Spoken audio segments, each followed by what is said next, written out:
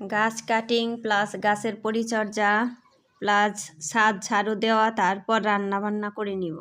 তাহলে পুরো ভিডিওটাই দেখতে থাকেন। হ্যালো ফ্রেন্ডস, নমস্কার, গুড মর্নিং সবাইকে। ইলাজ ব্লগে স্বাগতম। কেমন আছেন সবাই? আশা করি ভগবানের কৃপায় ভালোই আছেন। আমিও তো অনেক ভালো আছি। ইলাজ ব্লগে আরেকটি নতুন ব্লগ ভিডিও নিয়ে চলে আসলাম আপনাদের জন্য। এই তো আজকে কিন্তু সকাল থেকেই রান্না বান্না দেখানো শুরু করছি। এই যে সকাল আজকে লাবড়া রান্না করব, তার জন্য এই যে পাঁচফোড়ন সোমবার দিয়ে আদা সোমবার দিয়ে দিলাম। তারপরে এই যে 5 রকমের সবজি এগুলো এখন দিয়ে দিচ্ছি।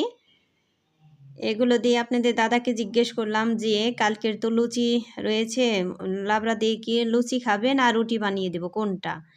তারপরে উত্তরে আমাকে বলল যে তোমার যেটা ভালো মনে করো ওইটাই করে নাও।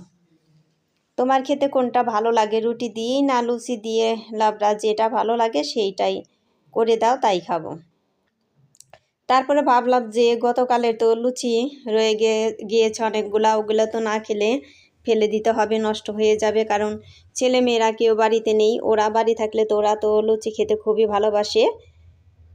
তারপর আর খাওয়া হবে না, সেই জন্য ভাবলাম যে লুচি দিয়ে লাবড়া অনেক ভালো লাগে, তাই খেয়ে নেব। এই জন্য কিন্তু লাবড়াটাই রান্না করতেছি। এখন রান্না করতে করতে কমেন্টগুলো পড়ে নিই। সাত ভি খুলনা থেকে লিখেছে, ভিডিওটি চমৎকার এবং খুবই সুন্দর হয়েছে, অসাধারণ লেগেছে। ভিডিওটি খুবই সুন্দর হয়েছে, অনেক কিছু শিখতে পারলাম, জানতে পারলাম। দোয়া ও ভালোবাসা রইল new friend. Thank you so much এত সুন্দর কমেন্ট করার জন্য। এভাবে আমার পাশে থাকবেন, এভাবে আমার সাথে থাকবেন। তার সাথে রইল অনেক অনেক ভালোবাসার, সাথে রইল আন্তরিক শুভেচ্ছা।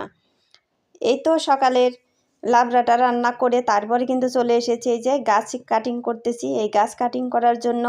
আর বন্ধুরা, কে কে এই গাছটাকে চিনতে পারেন দেখেন তো, চিনতে পারেন কি না এই গাছটাকে? এই গাছটার তো পাতা একদম কেমন যেন হয়ে গিয়েছে, তাই সুন্দর করে আমি সমান করে দিব সব এই পাতাগুলো। এই গাছটা হলো লেমন গ্রাস। দেখেন এই গাছের পাতায় কিন্তু প্রচুর ধার একদম, সেই জন্য আমি কিন্তু খুবই সাবধানে গাছগুলো কাটতেছি, তা না হলে একদম হাত টাত কেটে যাবে। আর গাছটা কেমন যেন হয়ে গিয়েছে, পাতাগুলো অনেক মরে মরে গিয়েছে। এমনিতে যখন সুন্দর ছিল গাছটা, একদমই কত যে ভালো লাগতো। এই গাছের পাতা দিয়ে রং চা বানিয়ে খেলে কিন্তু দারুণ ঝিন্ট। আরও অনেক উপকার হয়, কিন্তু সেটা আমি ভালো করে জানি না যে কি কি উপকার হয়। এই তারপরে এই যে এইখানে একটা ওই গাছ লাগিয়ে দিব, যে এইখান দেখি কেমন হয়। সেই জন্য এই যে মাটিগুলো সুন্দর করে নিড়িয়ে ওই দেখেন একদম পরিষ্কার করে নিয়েছি। এখন ওই গাছ লাগিয়ে দিব। ওই 2টা চারা উঠিয়ে নিয়ে আসছি, এখন এই যে 2টা একসাথে এখানে লাগিয়ে দিব।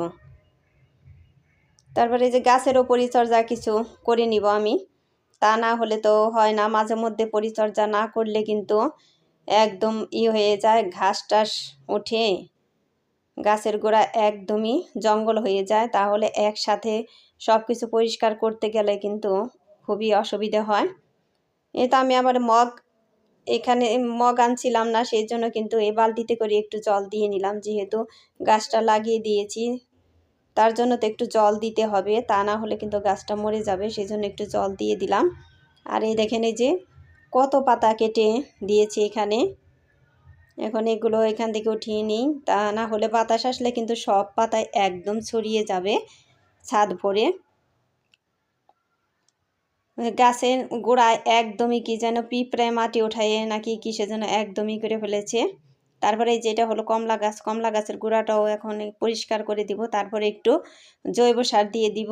আর আমি কিন্তু এখন জৈব সার বাড়িতেই বানিয়ে নিচ্ছি, ওই যে সবজির খোসা টোসা সব কিছু পচিয়েই কিন্তু ওইগুলো দিয়েই বানিয়ে নিচ্ছি, দেখি কীরকম হয়।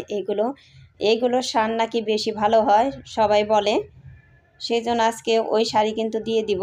আর এই যখন এই যে গোলাপ ফুল গাছের গোড়াও পরিষ্কার করতে এসেছি, ওদিকে কিন্তু কমলা গাছ আরেকটা পরিষ্কার করেছি। তারপরে আরেকটা কাঁঠালি চাপা ফুল গাছ, ওটার গোড়াও কিন্তু পরিষ্কার করে নিয়েছি।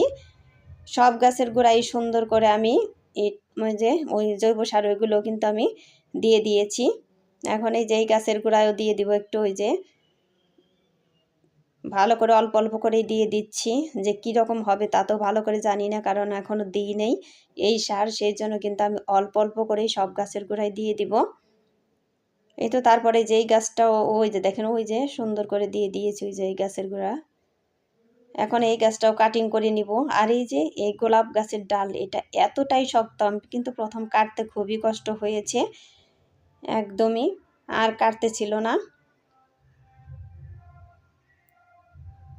তারপরে এই সাইডে আসার পর তারপরে কিন্তু আমি কাটতে পারছি। এই ডালটা একদমই মোটা হয়ে গিয়েছে। আর এই গোলাপ ফুলের পাতা 5টা থাকলে নাকি ফুল ধরে, আর 7টা হয়ে গেলে আর ওই গাছে ফুল ধরে না, সেই জন্য কিন্তু এই ডালগুলো আবার কেটে দিতে হচ্ছে। আর আমার বন্ধুরা কে এত বেশি ভালো জানেন তারা আমাকে জানাবেন তো, এই গোলাপ গাছের পরিচর্যা কিভাবে করলে ভালো হয়। এই তো এই যে তারপরে এই যে এই ডালটাও কিন্তু কেটে দিচ্ছি, এটাও কিন্তু অনেক পাতা হয়ে গিয়েছে, 7-8টা পাতা হয়ে গিয়েছে, সেই জন্য কেটে দিতে হচ্ছে। কয়েকটা গাছ মোটামুটি এই গাছের গোড়া পরিষ্কার করে নিব যতদূর সম্ভব। আবার তো দুপুরের রান্নার সময় হয়েই গিয়েছে প্রায়।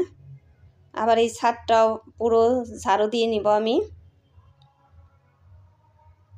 এই তো ওইটা কাজ করে এসে কিন্তু আবার এখন সকালের খাবারটা খেয়ে নিব। আপনাদের দাদারও পূজা হয়ে গিয়েছে, তাই ভাবলাম যে এখন হাত মুখ ধুয়ে খাবার খেয়ে নিই, সকালের খাবার, তারপর আবার আসব। এখন খেয়ে আবারও কিন্তু আমি ছাদে চলে যাব, কারণ ছাদে কাজ রয়েছে।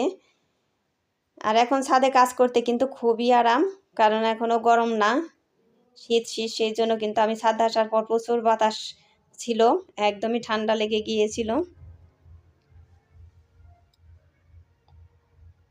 এই তো এখন পুরো ছাদটাই ভালো করে ঝাড়ু দিয়ে নিব।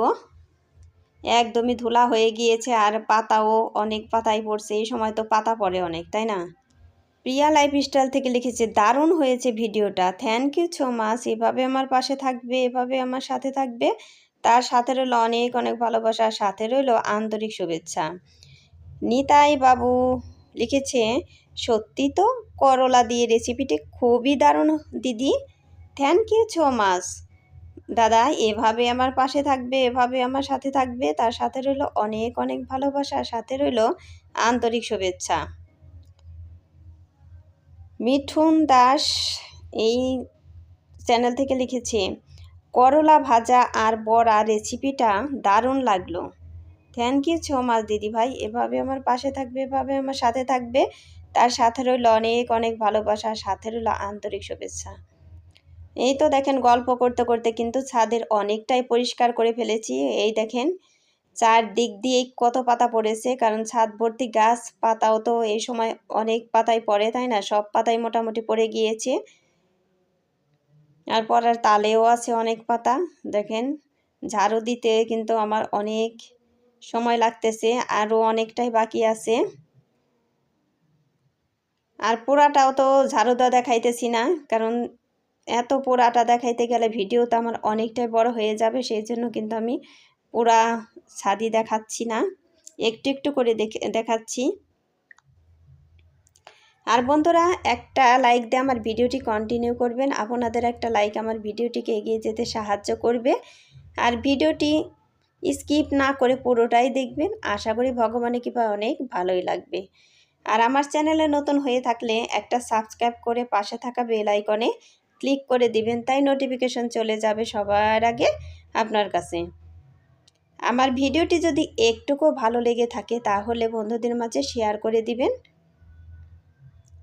এই দেখেন চায়ের কোনা ঘুরে ঘুরেই কিন্তু আমি ছাদটা ঝাড়ু দিচ্ছি, মানে কোথাও কিন্তু আমি পাতা রাখতেছি না।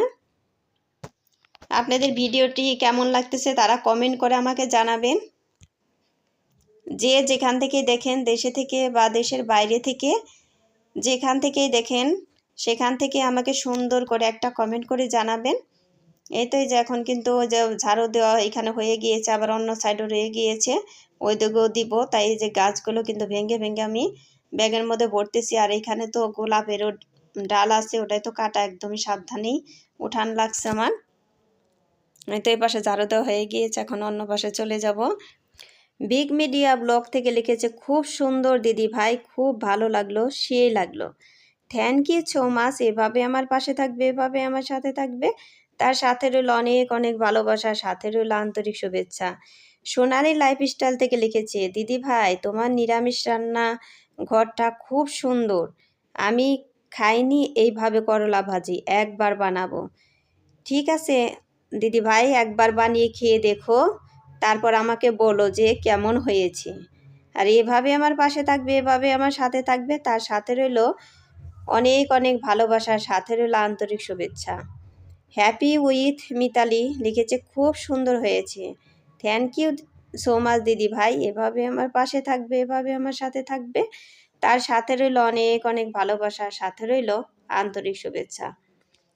এই দেখেন গল্প করতে করতে কোন সাইডে চলে এসেছি, কত ছাদ ঝাড়ু দিয়ে নিলাম। আর এই দেখেন ধুলায় একদম জড়িয়ে গিয়েছি, আমি সহ।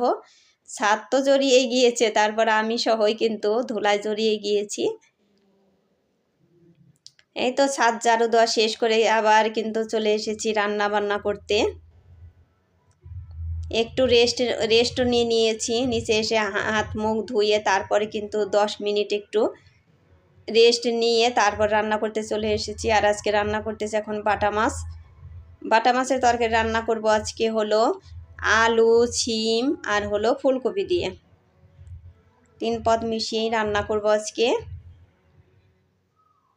এই তো মাছগুলো ভাজা হয়ে গিয়েছে, এখন কিন্তু আমি উঠিয়ে নিচ্ছি। আজকে হলো বাটা মাছের তরকারি হবে, মিষ্টি লাউ ভাজি হবে, আর হলো মূলা পেঁপে 2 পদ মিশিয়ে কিন্তু ভাজিটা করে নিব। এই তো রান্না করতে করতে আর কয়েকটা কমেন্ট পড়ে নেই। পায়েল লাইফস্টাইল থেকে লিখেছে, দিদি ভাই লাইক দিয়ে পুরো ভিডিওটি দেখলাম, রান্না খুব ভালো হয়েছে। থ্যাংক ইউ সো মাচ দিদি ভাই, এভাবে আমার পাশে থাকবে, এভাবে আমার সাথে থাকবে, তার সাথে রইল অনেক অনেক ভালোবাসা, তার সাথে রইল আন্তরিক শুভেচ্ছা।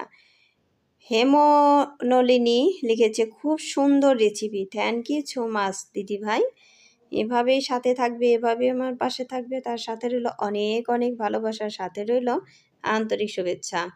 এই তো তরকারিতে কিন্তু মাছও দিয়ে দিলাম, এখন নাড়াচাড়া করে হাই ফ্লেমে জালটা দিয়ে নিব।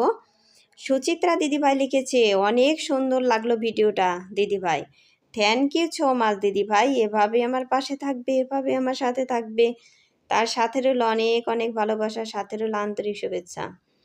এই তো কালো জিরে সোমবার দিয়ে তারপরে মিষ্টি কুমড়োও কিন্তু দিয়ে দিলাম। মিষ্টি কুমড়ো ভাজে এটা তো দারুণ লাগে, আমার তো খুবই মজা লাগে একদমই। আমার রান্নাঘর থেকে লিখেছে, নোটিফিকেশন পেয়ে চলে আসলাম, থ্যাংক ইউ সো মাচ, এভাবে আমার সাথে থাকবে, এভাবে আমার পাশে থাকবে, তার সাথে রইল অনেক অনেক ভালোবাসা, আর সাথে রইল আন্তরিক শুভেচ্ছা। আর এই যে এই ভাজিতে কিন্তু আমি সরিষা সোমবার দিয়ে দিলাম, সরিষা সোমবার দিয়ে ভাজিটা কিন্তু দারুণ লাগে। পারভিন আপু লিখেছে, রেসিপিটা খুব সুন্দর হয়েছে, থ্যাংক ইউ সো মাচ আপু, এভাবে আমার পাশে থাকবে, এভাবে আমার সাথে থাকবে, তার সাথে রইল অনেক অনেক ভালোবাসার, সাথে রইল আন্তরিক শুভেচ্ছা। সবারটা কিন্তু পড়তে পারলাম না, কেউ মনে কষ্ট পাবেন না। এই দেখেন রান্নাগুলো একটু শেয়ার করলাম, আর সবাই ভালো থাকবেন, সুস্থ থাকবেন এই কামনা করে ভিডিওটি শেষ করছি। পরবর্তী ভিডিও দেখার অনুরোধ রইল, টাটা।